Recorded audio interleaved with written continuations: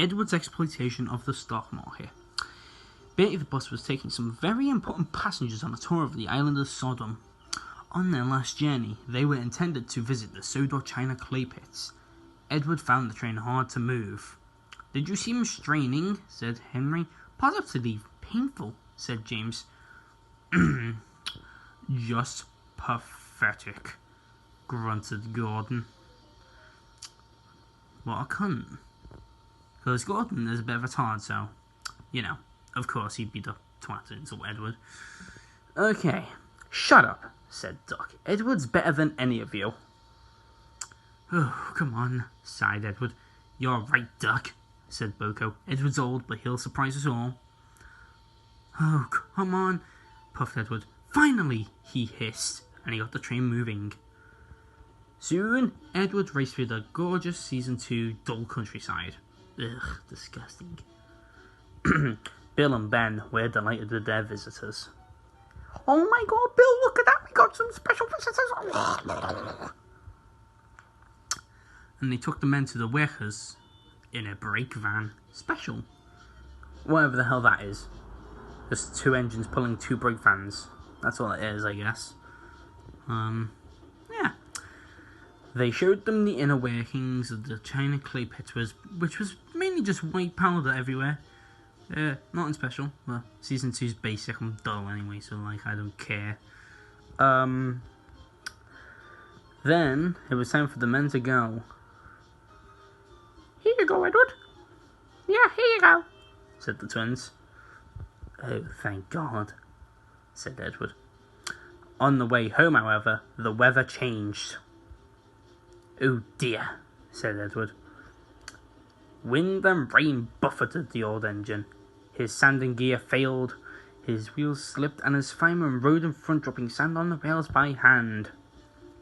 Then, as if shit couldn't go any wronger, with a shrieking crack, something broke. "Ow!" shrieked Edward.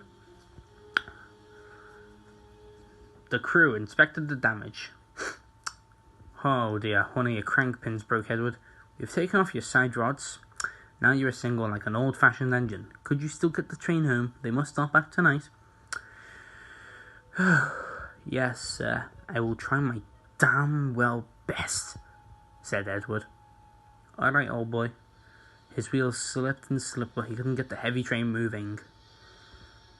The passengers were getting anxious.